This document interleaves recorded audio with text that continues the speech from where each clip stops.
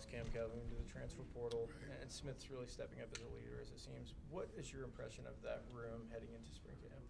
And really good, actually. And it's nice to have Smith, who is going into his third year, and to have been with us with Zemiah Vaughn, who was with me for 4, and other good ball players. He understands the culture of our room. Help, work, and then work some more. Help the young kids. He has a number of good reps playing inside. We're playing him a lot more outside because I just have to be able to utilize his skill set. So help the young kids understand how we do things, and then just work, and then keep working. So it's really good to have him just part of the room, just at least to establish and continue the culture. Right. What do you say out of those 3 new transfers that came in? Length. Seriously, 6'3" in Donovan Saunders, 6'2.5" in Jeremiah Caldwell, 6'1" in Blake Cotton, and windows that were open last spring in terms of passing windows are a little bit tighter now. And so when the new offensive coordinator was like, we used to be able to get that ball in there, I'm like, I hope you don't get that ball in there now. And it's fun to have, some longer corners. Not as fast as we've always been, but savvy. In a moment, we'll see how physical. But I love the length. They create problems at the line of scrimmage and man coverage. They are disruptive in zone.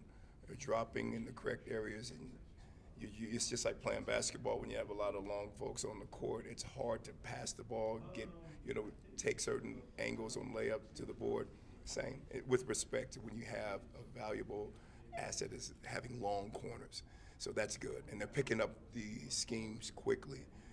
This morning was 5:30 in the morning, and they don't like that, but I don't really care. So, what's the key for Snowden taking that step into that elite stratosphere? It's a great question. And besides him just having the chance to go through it, I really think that he'll be able to do it pretty seamlessly. Having played nickel with all of the reps that he's given, and then knowing outside, because I coach both inside and outside corners, it's just him going through it. So, for example, just yesterday, he's like, Coach, I didn't see that particular route concept, and our offense runs quite a few different concepts that we hadn't seen.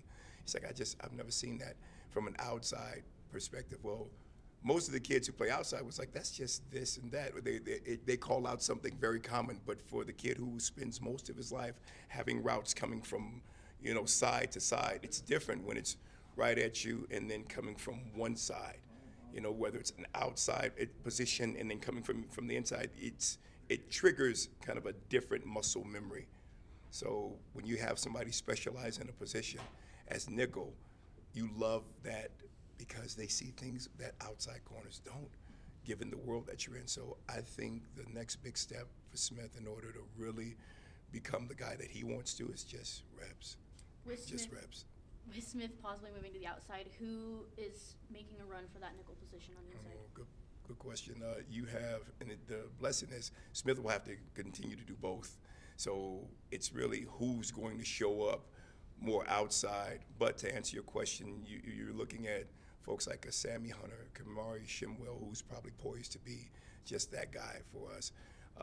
Then Scooby, Elijah Davis. I think I have to be able to cross-train in a way that I didn't before, because kids are so apt to go so quickly. And so long gone are the days of having a kid for 2, 3, 4 years in a program. I need to have this kid with me for maybe 6 months at a time. And in that 6 months, I need to be able to cross-train you as an outside corner and introduce you to certain concepts in the inside. So those are the guys that I hope would be able to kind of emerge. My dark horse out of everybody is Jackson Benny. Jackson, who plays safety, we just ran our 40s. He ran 4.46 twice. I knew he was fast, but I had no idea. Jackson, local kid, great kid. His brother played for us, was a tight end. I think he transferred and left and went to Weber now. But phenomenal family. I just think his skill set is pretty special, being 6'1 and a half, playing inside. You usually don't have the tendency to keep taller corners at nickel, but when you can run as well as he can, and as long as he is, he can be a bit disruptive. You also brought in Jason Stokes Jr., one of the Love him. freshmen. What are you seeing from him early on? Love him. Just again, almost 6'1.5". He just put it down to 4.47.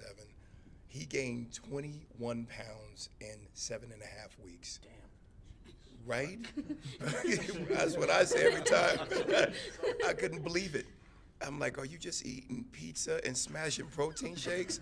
What are you doing? He's like, yeah, basically, coach.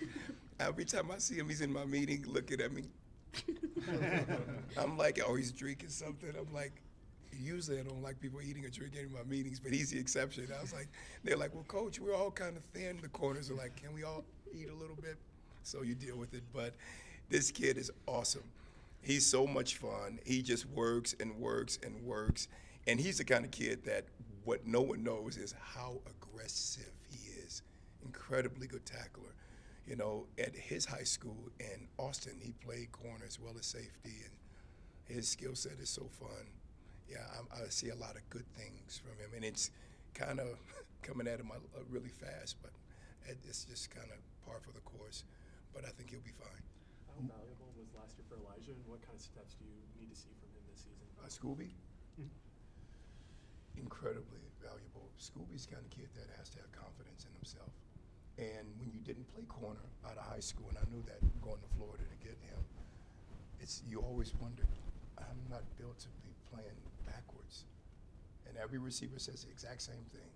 Coach, I don't think I can do this. And he said that for the first year. I don't think I can do this. I don't think I can do this. Well, we do, and we believe that you can. And last year showed him that he could. He made some plays that were so special. We call it teach tape clips. And he saw himself. I'm like, he says, Coach, you put me in the teach tape clips. I said, I didn't want to, but I just had to.